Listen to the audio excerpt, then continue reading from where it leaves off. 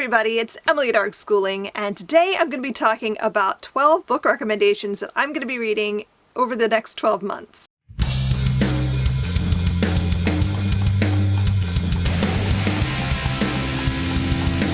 So there was a thing going around on Instagram, and I think I even saw it on Twitter, so this is like a social media thing where you asked your followers to recommend you books, and then you choose 12 of them, and you're supposed to read a book each month. I don't know if I'm going to read a book every month. I might end up reading like 4 of them in 1 month, who knows. But I really wanted to do this challenge because I thought it would be fun, and I always get people recommending books to me, and I file them away, and then I usually forget about them.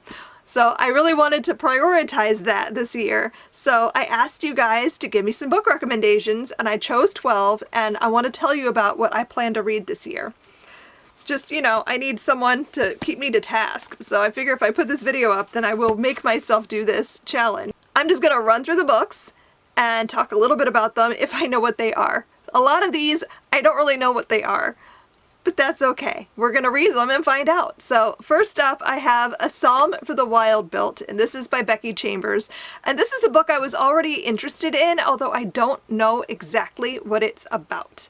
I read Long Way to a Small Angry Planet, and I really loved it. I have not read anything else by Becky Chambers, even though I own a few of her other books that I want to get to. So I really wanted to listen to this one as an audio because it's short and I have the audiobook. I found it on Scribd, so I'm going to do that in the very near future. Probably that's my next audiobook when I finish Project Hail Mary.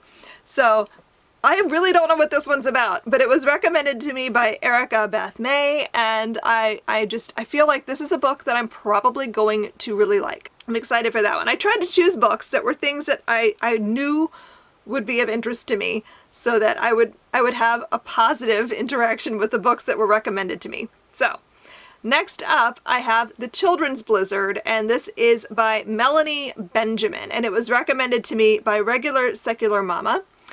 And this one sounds so good. I've actually seen a few other people on BookTube talk about this one, and so it was already on my radar, and I finally looked it up and decided that this was indeed a story that I'm probably going to really love.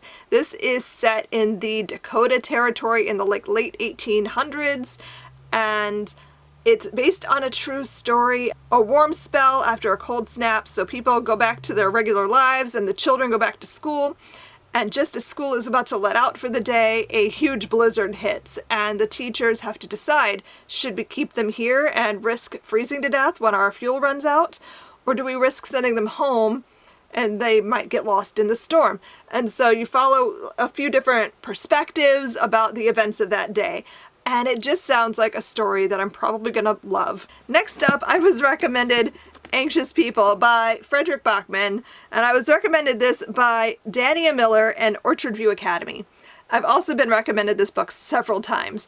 I've been also recommended this author several times, so I actually own the book because I've been recommended it so many times. So this is just going to force me to finally pick it up. I don't really know too much about this one besides that there's a heist and it's multiple perspectives, and that's really all I know. I did see that this was adapted into a TV series, I think. I don't know if it's a series or a movie. I feel like it's a series.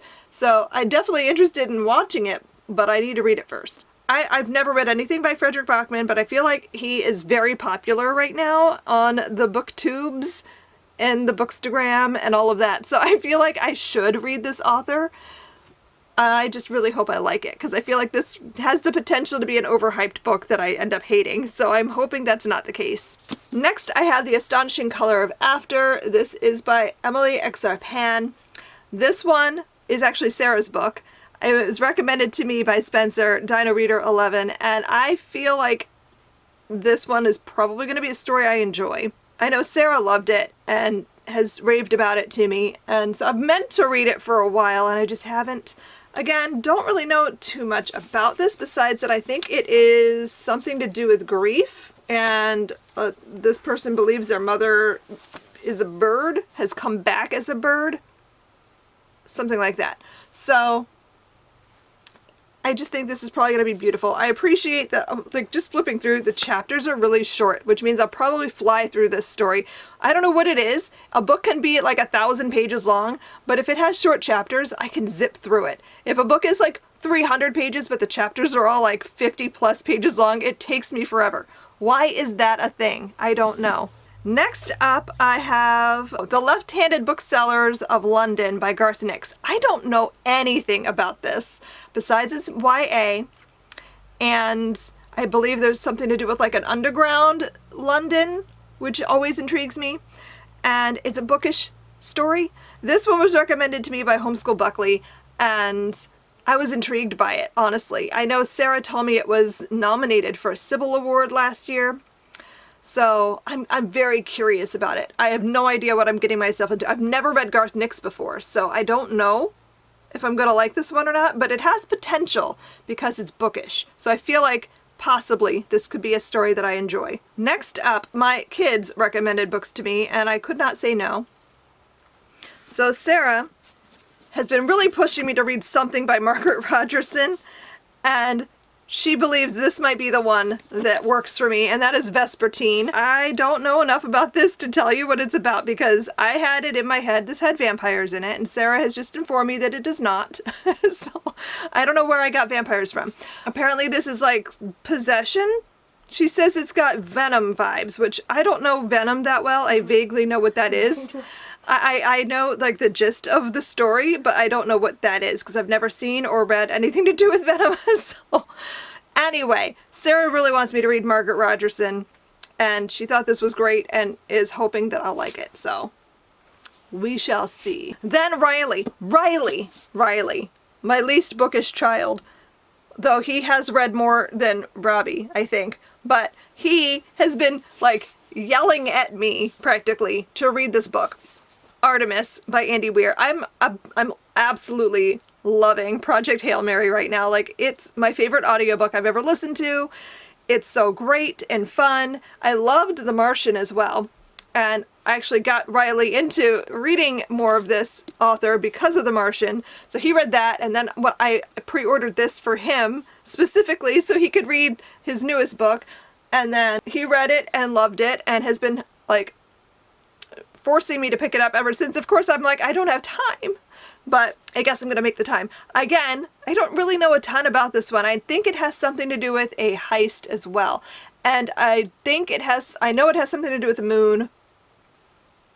That's really it. I don't know. I don't know much more than that. But it's Andy Weir, and I know a lot of people say this is not his greatest book, but Riley thought it was great, so I gotta read it and see why Riley liked it so much, right? Thoughts on Plots recommended The World That We Knew by Alice Hoffman. I've never read Alice Hoffman before, but this is an author that I've always wanted to read, and this is a book in particular that I'd never heard of, but after reading the synopsis, I'm like, oh, I have to have this in my collection. This is a World War II story about a mother trying to save her daughter from Nazi Germany, and she finds someone to help her create a golem to protect her, and so I'm all in now.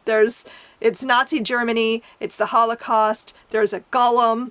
I have to read this, so this sounds great. I'm very excited about it. So thanks, Thoughts on Plots, for recommending this one to me because I feel like this is probably going to end up being a favorite book. Next, I have The Saturday Night Ghost Club by Craig Davidson, and this was recommended to me by Leave It to Vegan. This, honestly, I've been recommended a couple of times, and I've always dismissed it because whenever I look at the cover, I'm just like, eh. It doesn't look like a book, and I know you're not supposed to judge a book by its cover. I know. But this book does not look like a book that I would pick up. I don't know why. I can't even put my finger on it. I don't know if it's the illustration, the style. I don't know. But it just never really appealed to me, so I've never actually looked into it. And when it was recommended to me for this, I like forced myself to go look it up and read the synopsis, and then I got really interested.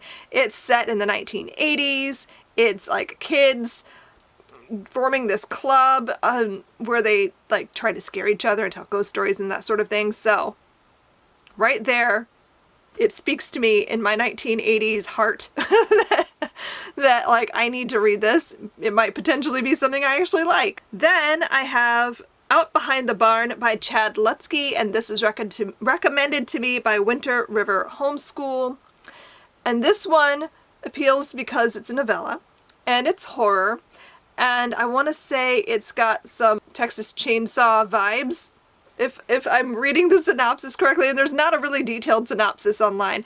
All I know is that some kids, like their mother they see her taking something out behind the barn, and things happen. I don't know, but it sounds like an interesting story.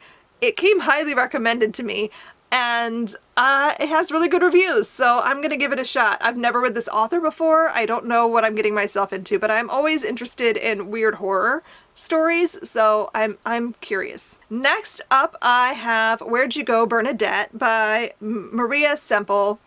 And this was recommended to me by White Fort Homeschool. And this is a book that I've seen a lot, just on BookTube, on Bookstagram. Like, it was a really big, popular book, I think, like a year or two ago. And so I saw a lot of people talking about it.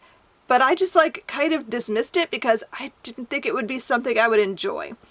But I looked up the synopsis, and it does sound somewhat intriguing. The basic idea is that a daughter is trying to find her mother. Her mother is very, like, involved in their community, and one day she just disappears, and her daughter has to find her and, like, go through her things and try to figure out where her mother could have gone.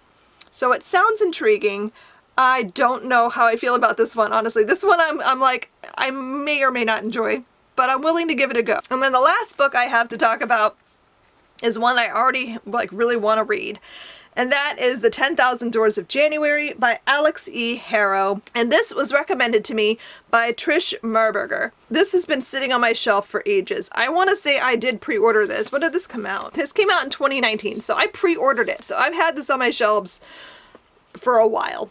And I really should pick it up. I almost pre-ordered her newer book. I forget what it's called. Something about witches. But I didn't get it because I was like, what if I don't enjoy this? And then I now have spent a lot of money on 2 books that I don't like. So I really wanted to read this first.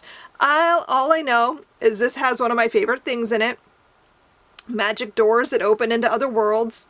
Give me all of that. I love that kind of story, so I feel like this has potential to be a book that I love.